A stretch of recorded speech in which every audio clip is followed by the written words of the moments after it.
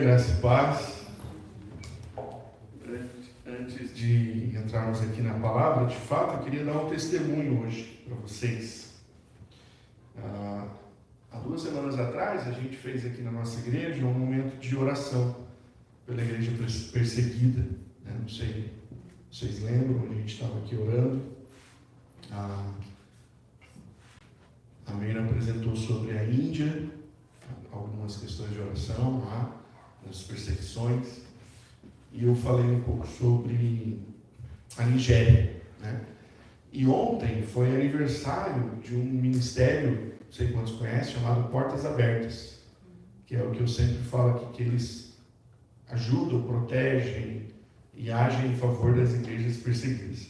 E a Portas Abertas completou ontem 70 anos de existência, né? E os mais antigos aí vão lembrar de um livro muito famoso que chama Contrabandista de Deus. Não sei quantos já ouviram falar desse livro, que é o livro que conta a história do senhor André, que é o fundador do Portas Abertas. Ele começou isso na época em que tinha um muro, né, a cortina vermelha, onde não se entravam bíblias, e ele, com o fusquinha dele, ele enchia de bíblias, e ele fazia essa ação corajosa de levar a Bíblia onde a Bíblia não podia estar. E ele tem esse livro, né, que ele escreveu, que é o testemunho de como Deus usou para começar esse ministério. E esse ministério, então, começou lá e hoje já faz 70 anos. Né? Então, ontem teve um culto em São Paulo. E eu quis trazer isso para vocês porque o pregador de ontem foi um pastor da igreja da Nigéria. Né? Então, ele foi lá. E depois, se você quiser ver o culto, está lá no YouTube, né? Você pode entrar Portas Abertas, você vai encontrar. E ele estava dando testemunho de como Deus está fazendo algumas coisas diferentes lá. E ele estava falando como Deus falou com ele, para eles colocarem placas de solar para ter energia. Porque ele falou que a coisa mais absurda que ele acha, quando ele foi lá, por exemplo, no Brasil, ele falou, todo lugar tem luz na rua, tem luz na casa, a luz não apaga, não tem problema com luz. E ele falou, e na Nigéria a gente não tem luz, e os lugares que tem luz, de 10 em 10 minutos acaba a luz. E aí ele ficou pensando, né? E aí Deus falou com ele, vai nas vilas e coloca. Então ele começou esse ministério, levantando dinheiro para colocar. E aí ele passou perto de uma vila Fulani, que são os muçulmanos que atacam os cristãos. E aí Deus falou para ele, vai lá e coloca naquela vila também. Aí ele falou, não, o senhor está ficando louco. Não vou fazer isso. Eles são maus, esses cães miseráveis que nos matam. Por que eu vou lá dar luz para eles? Eu não vou. E aí Deus foi falando no coração dele. E aí ele chamou alguns líderes para conversar sobre isso. Gente, Deus está falando para eu colocar luz para os fulanos. Aí os líderes, você está louco, você vai morrer. Tem gente nossa que passa de carro lá, que se perde, passa lá perto, eles já matam. Imagina você indo lá, você vai morrer.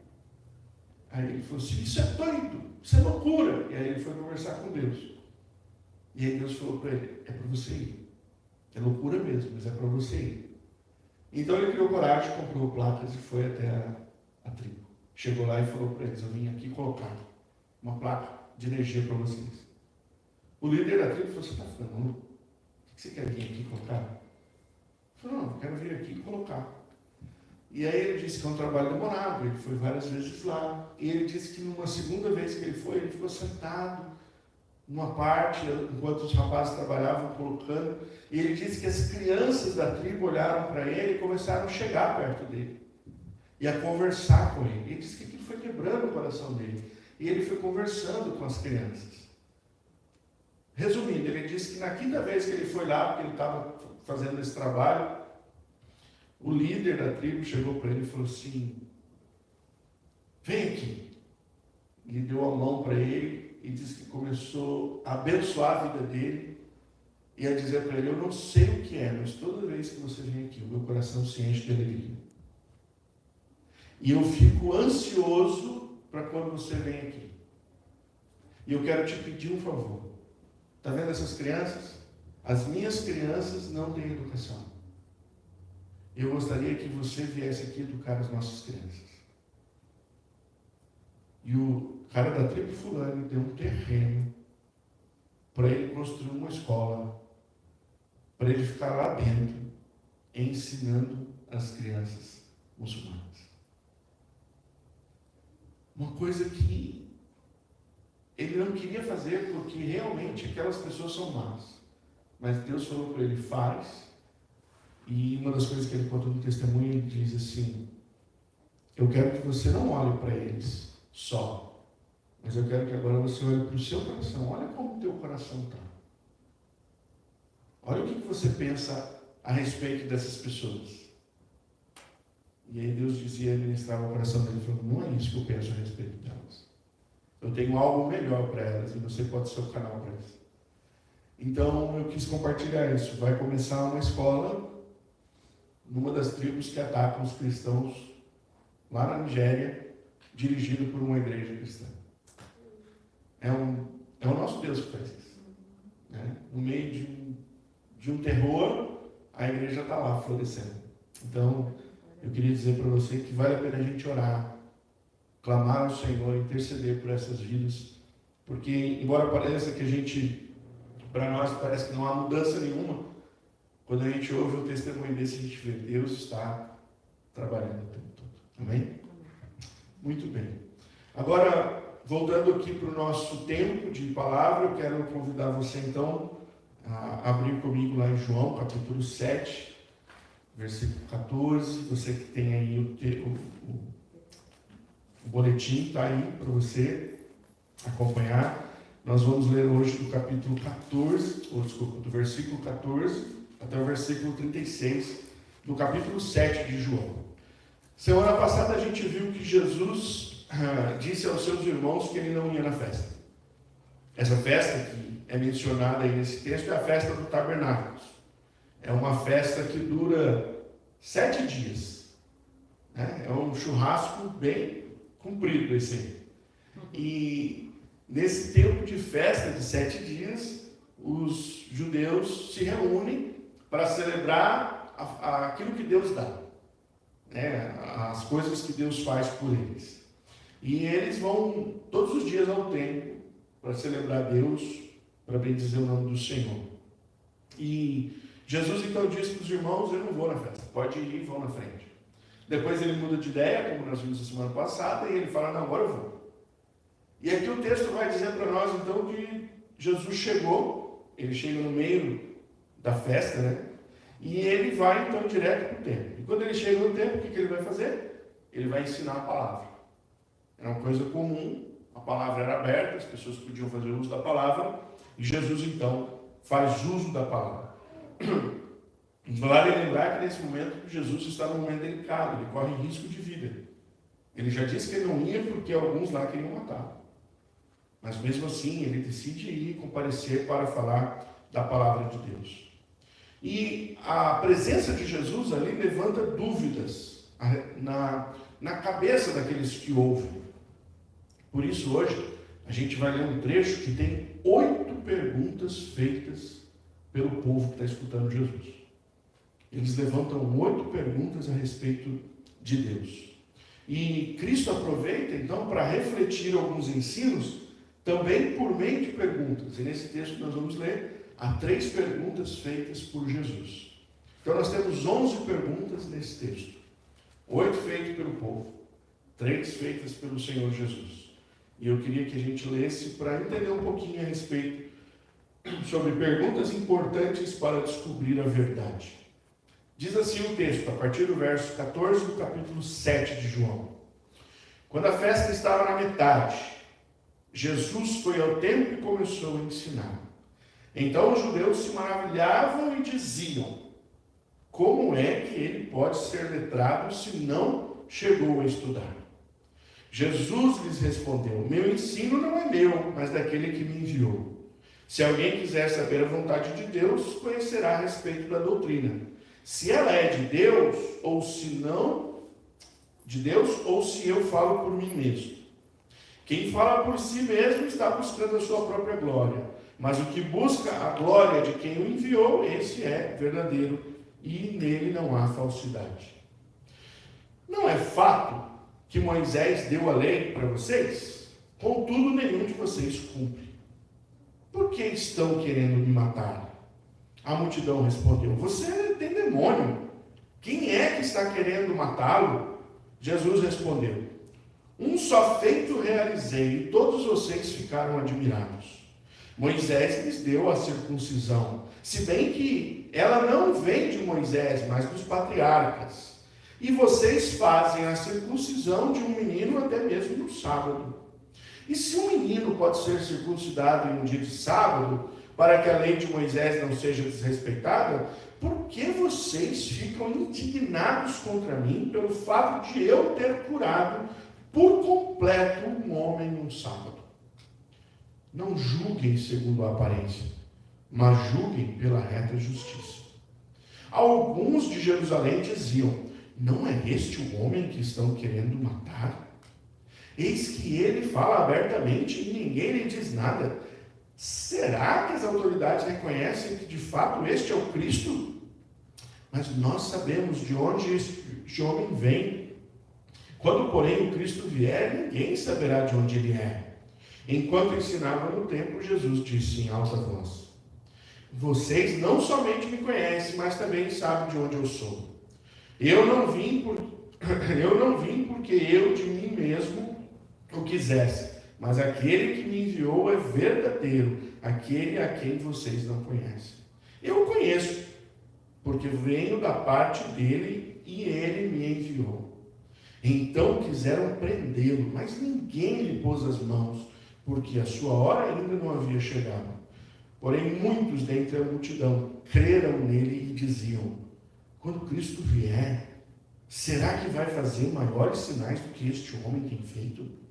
Os fariseus, ouvindo a multidão, murmuraram essas coisas a respeito de Jesus. Juntamente com os principais sacerdotes, enviaram guardas para o prender. Jesus disse: ainda por pouco tempo eu estou com vocês, e depois irei para junto daquele que me enviou. Vocês irão me procurar, mas não me acharão. Vocês também não podem ir para onde eu estou.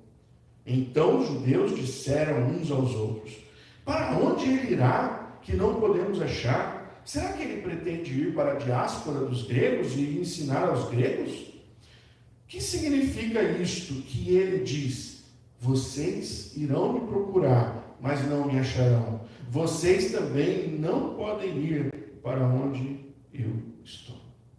Vamos orar?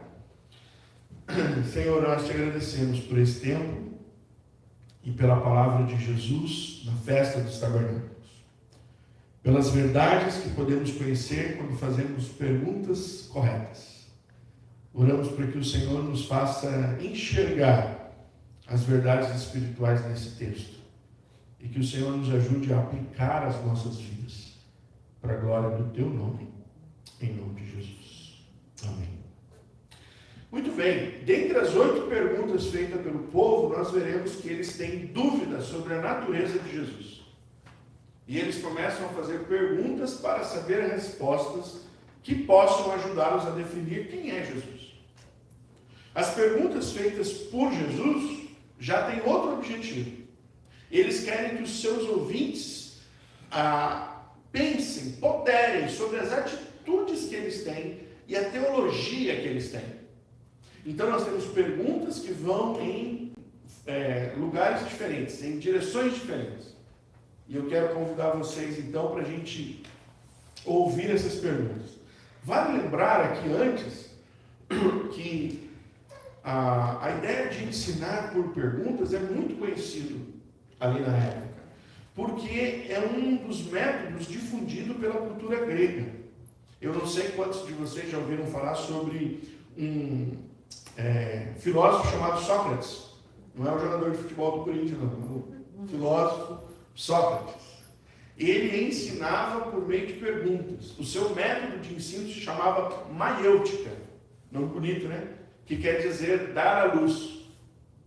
Então, ele deu esse nome porque a mãe dele era parteira. E quando ele ensinava, Sócrates dizia: eu faço perguntas para que as pessoas deem à luz as ideias.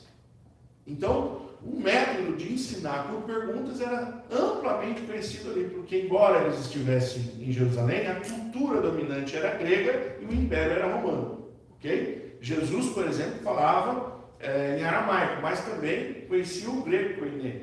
O evangelho todo foi escrito no grego. Essa cultura permeava toda a região. E era então natural fazer ensinos por meio de perguntas.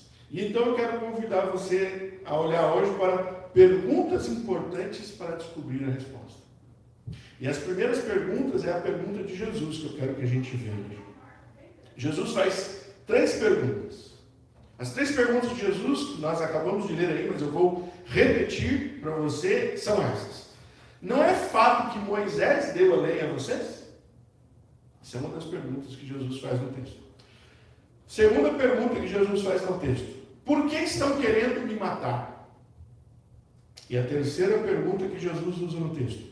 Por que vocês estão indignados comigo só por eu ter curado um homem no sábado? Então, todo esse momento que Jesus ensinou a palavra, ele usou 3 perguntas para que o povo pudesse refletir a respeito daquilo. Ao fazer a primeira pergunta, que de fato Moisés deu a lei a vocês, Jesus queria que as pessoas tivessem uma reflexão sobre a lei. Moisés deu a lei a vocês e ele diz assim para aquelas pessoas: vocês não cumprem. Vocês têm a lei de Deus na mão de vocês, mas vocês não usam a lei para cumprir a lei. Jesus várias vezes acusou os judeus de serem mais religiosos do que verdadeiros. Jesus vai dizer aos fariseus que eles colocavam tanto peso nas pessoas que eles mesmos não conseguiam levar. E as pessoas também não. Por exemplo, eu não sei se você sabe, mas há uma lei fariseu sobre o jejum. E era uma porquice no nosso modo de ver. Porque os fariseus, para mostrar que eles estavam jejuando, eles não engoliam a saliva. Então, enquanto eles andavam, eles cuspiam. O tempo todo. Aonde é que está na Bíblia que você tem que fazer jejum e cuspir para não engolir a saliva? Não está. Isso é um método religioso. É algo que foi trazido pela religião por homens, foi incorporado e ganhou maior ascendência diante do povo do que a própria palavra. Esses dias eu estava ensinando uma pessoa que eu estou fazendo discipulado com ela, e ela me fez uma pergunta sobre essa questão da verdade, né? E falando sobre religiões. E eu falei para ela, é muito fácil a gente descobrir quando a religião não está falando da verdade da palavra, mas está falando da verdade da religião. Aí ela falou assim, mas como que eu sei? Eu falei, é simples. Se você vai às Escrituras e você encontra base para aquele ensinamento, você vai descobrir que as Escrituras falam sobre aquilo. Mas se você vai às Escrituras e você não encontra base para aquilo que a religião está ensinando, então a religião está ensinando algo falso. Algo que não é de acordo com a vontade de Deus. Então Jesus está dizendo aqui para esse povo, reflitam sobre a lei. Será que aquilo que vocês estão vivendo na lei, na verdade, não é algo que vocês criaram? E a lei mesmo, ou seja, a verdade mesmo que está na lei, vocês já não enxergam. Vocês já não conseguem observar. E essa precisa ser uma reflexão para nós. Nós corremos o risco de viver uma religiosidade e não entender a palavra de Deus. E às vezes colocar coisas sobre nós que a religiosidade traz, que muitas vezes podem contradizer a palavra de Deus. Eu estava falando com essa pessoa sobre algumas doutrinas esquisitas que a gente tem em algumas religiões, que a palavra de Deus é totalmente contra. E às vezes a religião ela quer usar uma parte da palavra, mas ela não quer usar toda a palavra para não se contradizer nos seus ensinamentos. Então tome cuidado, de repente você pode estar ouvindo a respeito da lei ou da palavra de Deus de maneira deturpada. Jesus diz: vocês estão deturpando. A lei mesmo vocês não obedecem. A pergunta de Jesus queria fazer os seus discípulos, seus ouvintes, refletir sobre isso. Segunda pergunta de Jesus: por que vocês querem me matar? É uma reflexão sobre o coração. Como é que está o teu coração? Vocês querem me matar porque eu quebrei uma lei? Vocês querem me matar? E o Deus que vocês servem, o Senhor que é revelado na palavra de Deus, Ele não é bom e misericordioso? Você sabe que quando Deus fez a lei, Ele mandou que o povo fizesse cidade de refúgio? Vocês sabem o que é isso? Quando Israel tomou conta da cidade, do povo, ele diz: criem cidades de refúgio. Porque quando alguém for condenado por alguma coisa, essa pessoa pode correr e se esconder nessa cidade. E lá vocês não podem matar. Por que Deus fez isso? Porque Deus sabia que podia existir injustiça. E Ele não queria que a palavra dele fosse usada para pessoas morrerem na injustiça. Então Deus é um Deus que dá uma oportunidade. Deus é um Deus que dá a segunda chance. Deus é um Deus de misericórdia, de perdão. Por que aquelas pessoas ali que amam esse Deus e vivem para esse Deus querem matar Jesus? Jesus diz: reflitam, o que eu fiz para vocês quererem me matar? Eu curei um homem. Então, se eu fiz uma coisa boa e vocês querem me matar, como é que está o coração de vocês? Preste atenção como é que está o coração de vocês. E essa é uma reflexão para nós. Como é que anda o nosso coração? Às vezes nós somos muito justiceiros, né? Eu não vou contar quem é, né? Mas uma pessoa muito próxima, que às vezes a gente assistia TV junta e aí aparecia uma coisa assim na televisão, sabe aquelas coisas que você fala: meu Deus, como é que essa pessoa fez isso? Como um menino agora de 14 anos lá que matou o pai, a mãe e o irmão menor, né? E escondeu. Aí quando você ouve uma coisa dessa, aí as pessoas dizem assim, de amarrar num carro, né? Atrás do carro, no corpo, essa pessoa e sair na cidade ali, rodando com ele, derrapando. Justiceiro é o nosso coração. E a vontade que a gente tem realmente às vezes é isso. Mata. Não deu certo isso aí, mata. Mas o Senhor diz para nós pensar a respeito da misericórdia de Deus. Lembra o testemunho que eu contei do nigeriano no começo? Quando ele olhava para o povo que matava o povo dele, o que ele pensou?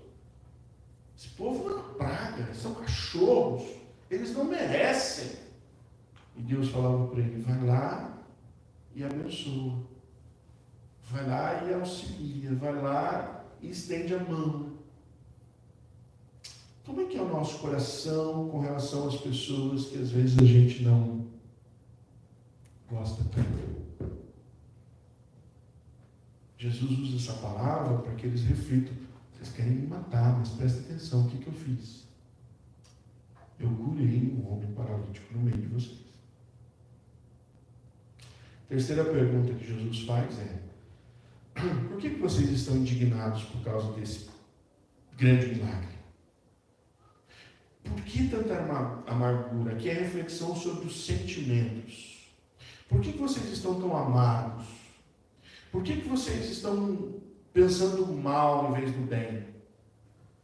Então, você pode pensar às vezes que o teu coração é bom.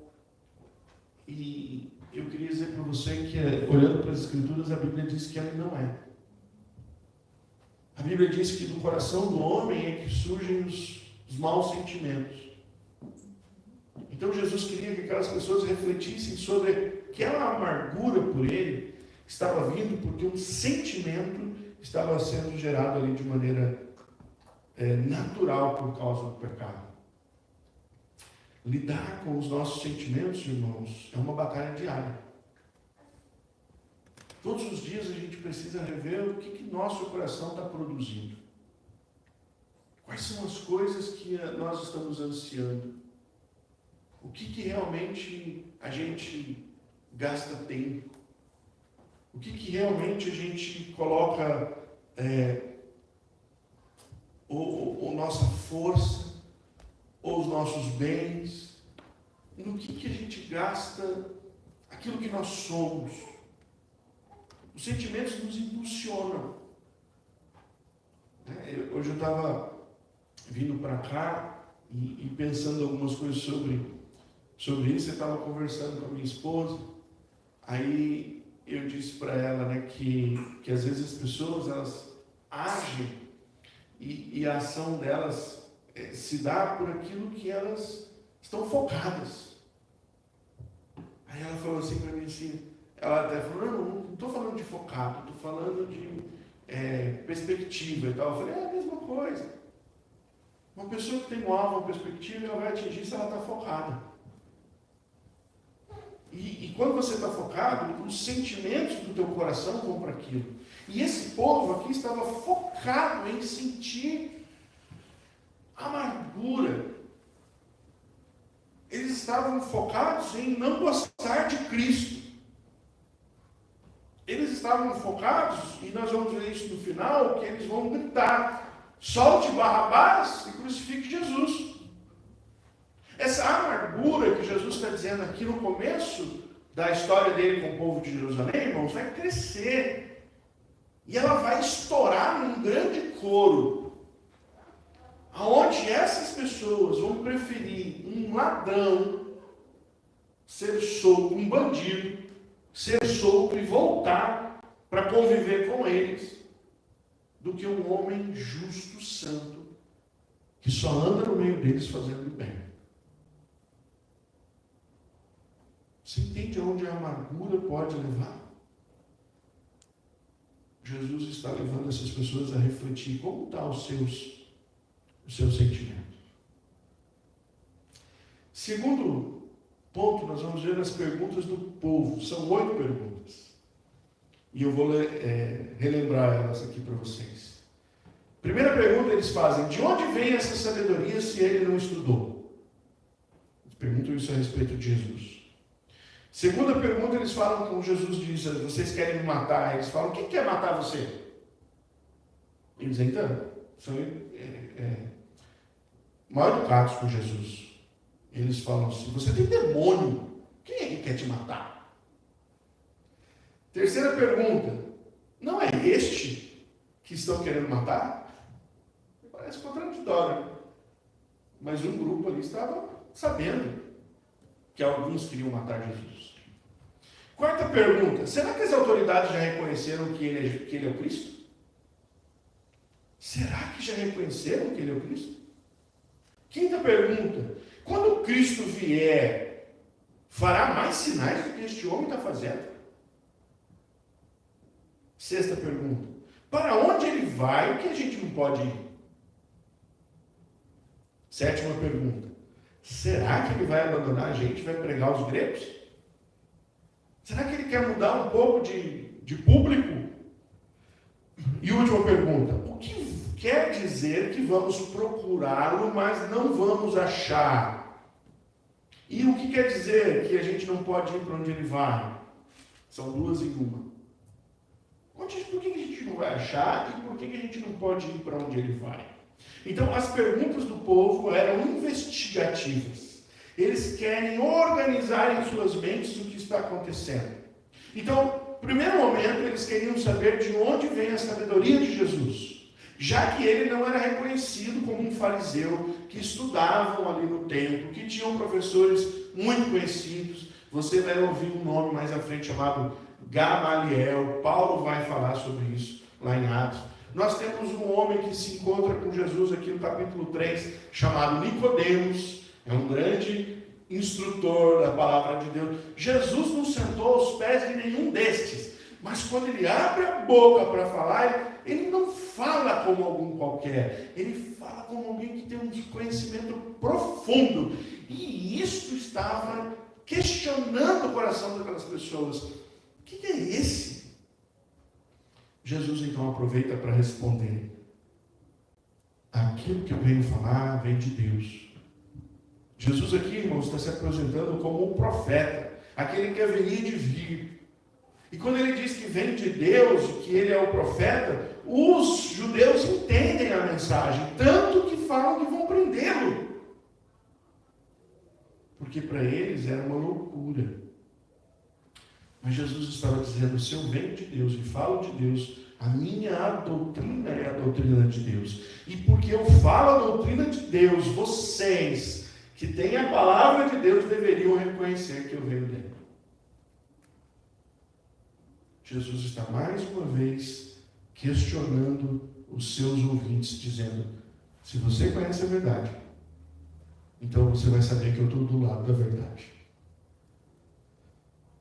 Segunda coisa, no segundo momento eles queriam saber qual a situação de Jesus junto aos líderes judeus. A pergunta é: será que os judeus já entendem que ele é o Cristo? Já está tudo certo, ele está falando abertamente, ninguém prende ele. Será então que ele é o Cristo? Não estão querendo nos dizer, os líderes querem matá-lo? Ou os líderes querem indicar que ele é o Cristo? Há uma dúvida nesse contexto. As pessoas estão sem saber quem Jesus é.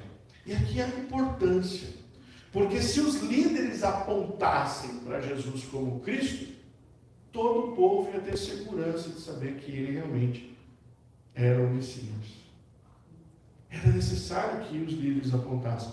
Mas os líderes daquela época não quiseram. Eles preferiram não seguir a Jesus e não reconhecer que ele é o Cristo. Hoje em dia, irmãos, muitas pessoas não chegam até Jesus porque estão faltando líderes que apontem para Jesus e digam: ele é o Cristo. Você precisa entender que ele é o Cristo. As pessoas precisam aprender, então precisam de líderes que ensinem quem é Jesus. Em terceiro lugar, as perguntas tinham como alvo saber mais sobre o que ele ensina e sobre quem ele é. Então, aqui nesse momento, quando começam a perguntar se ele é o Cristo ou não, algumas pessoas se convertem. Porque a pergunta lhes abriu a mente. Eles disseram: não é possível que tudo que esse homem está fazendo, o Messias fará coisa maior do que ele. Não vai fazer. Então, ele é o Messias. Porque já tinham ouvido falar dele transformar a água em vinho. Já tinham ouvido falar do milagre do homem que há 38 anos não andava e andou por causa dele.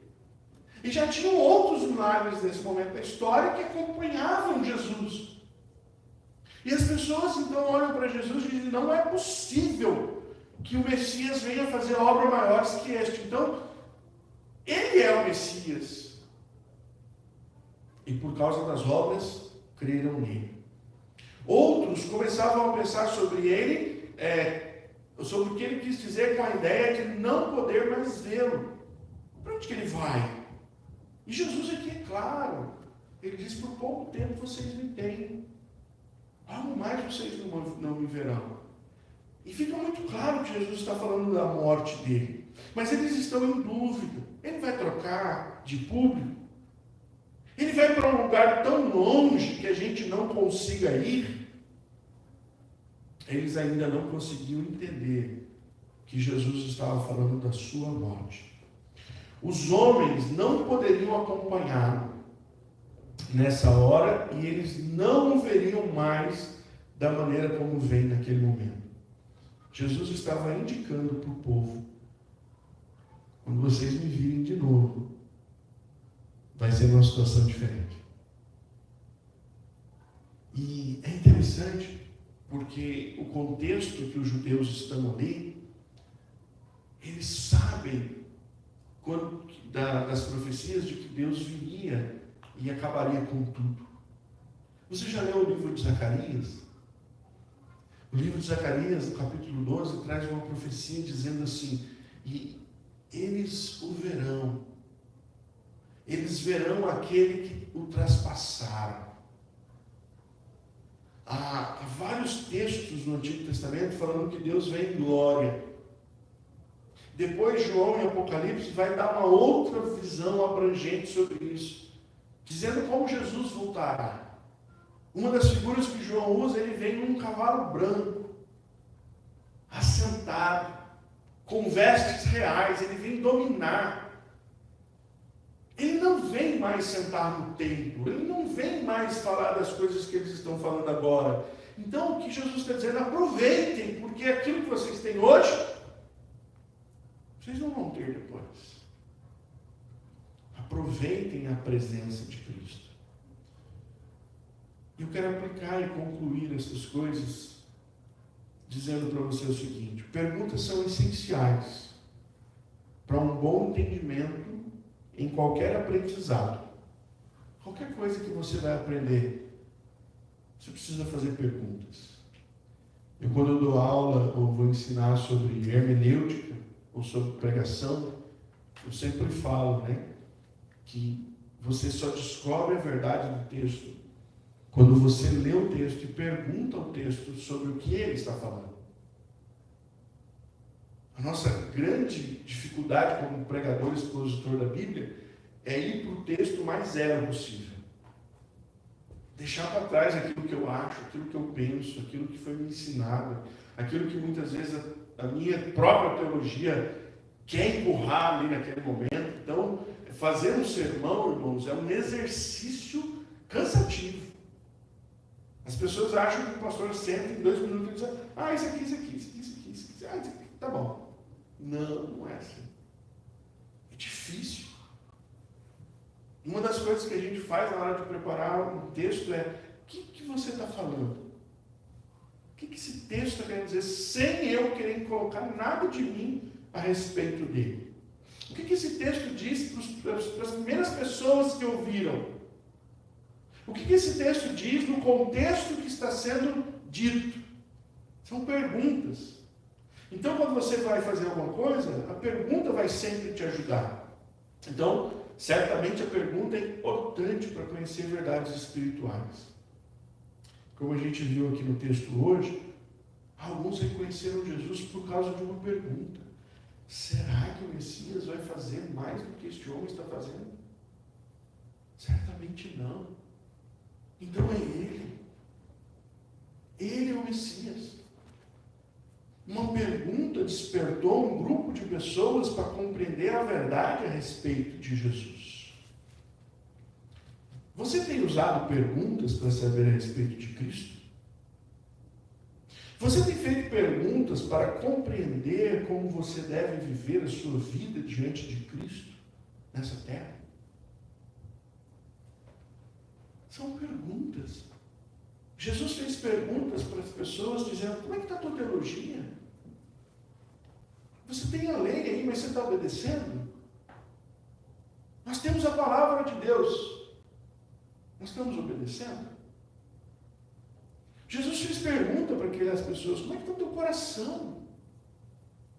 Nós precisamos fazer perguntas para nós: como é que está o nosso coração diante da verdade e da vida em Cristo Jesus? Uma pergunta do povo foi essencial para eles identificarem que poderiam estar perdendo a oportunidade de ter mais tempo com Cristo. Eles achavam que ele ia mudar de público. Para onde ele vai que a gente não pode ir? Você já se preocupou de repente você não ter mais a oportunidade de ouvir a respeito? De não poder ter tempo de andar com Ele, de não poder ter tempo de tomar uma decisão importante na sua vida com respeito a Jesus? A gente fala isso com as pessoas que não são crentes, A gente fala: olha, não perca a oportunidade. Se você ouviu a mensagem e entendeu que Jesus é o Senhor, aceite Ele hoje. Amanhã pode não existir. Mas a gente também precisa refletir isso para nós que já conhecemos a Jesus. O que eu tenho ouvido a respeito de Cristo que tem tentado mudar a minha vida e às vezes eu não dou bola para isso? Você já se perguntou o quanto você está aberto a que Deus faça mais em você e por bem de você? Aquele homem nigeriano teve que entender que Deus queria levá-lo como ovelha no meio dos lobos. Para que Deus fizesse uma obra que só poderia fazer porque ele foi convencido por Deus. Talvez há coisas que Deus quer fazer em nós e por meio de nós que nós precisamos perguntar se a gente está entendendo a ação de Deus. Você sabe que a oportunidade de aprender a respeito de Cristo pode a qualquer momento, mas não ser mais possível. Eu li um livro uma vez que eu achei muito interessante. Chama Torturado por Sua Fé. Não sei quantos conhecem esse livro. É um livretinho assim. Conta a história de um homem chamado Alan Popov. Ele esteve nas cortinas de ferro nos países, naquela época, nazistas, né? E ele disse que um dia ele estava dormindo, assim, e ele viu uma luzinha acesa lá do outro lado. Ele percebeu que um homem estava fumando. E quando ele viu o homem fumando, ele viu que o homem pegava um livro grande e tirava uma página para fazer o cigarrinho. E ele levantou, correu, chegou lá e viu que era uma Bíblia. Aí ele falou assim para o homem: me dá esse livro. O homem disse: não, eu tenho mais cigarro para fazer com esse livro. E ele disse: não, eu quero o livro. Aí o homem disse: não, eu tenho que fazer cigarro. Aí o homem falou: o que você tem? Aí ele falou para o homem: eu dou tudo que eu tenho debaixo do meu colchão em troca desse livro. Eu tenho um relógio, eu tenho dinheiro, eu tenho isso, eu tenho aquilo outro. O cara entregou o livro para ele. Foi lá e pegou tudo que ele tinha. E ele ficou com a Bíblia. E ele disse que daquele dia em diante, ele começou a ler a Bíblia e disse: Senhor, me ajuda a memorizar, me ajuda a memorizar. Vamos pegar essa Bíblia. Eu não vou ter mais a Bíblia. Senhor, me ajuda a memorizar, me ajuda a memorizar. E ele memorizou Romanos inteiro.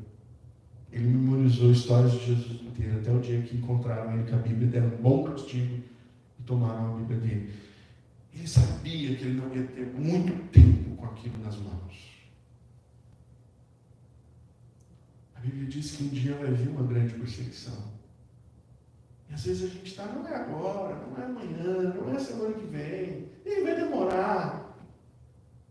Não sei. Mas esteja preparado para momentos que vai ser mais difícil ouvir a respeito de Cristo. É urgente aprender mais de Cristo. A palavra de Deus, então, nos ensina lá em Hebreus: se hoje ouvirdes a voz do Senhor, não endureçais os vossos corações. Que as perguntas deste texto hoje nos ajudem a questionar e a mudar como nós estamos vivendo para a glória de Deus. Vamos lá. Obrigado, Senhor, pela Tua palavra. Que o Senhor traga as reflexões por meio do Teu Espírito a cada um de nós. O Senhor conhece cada parte do nosso ser e o que nós precisamos receber mais do Senhor. Usa essa palavra por Tua misericórdia e abençoa-nos em nome de Jesus. Amém. Deus abençoe.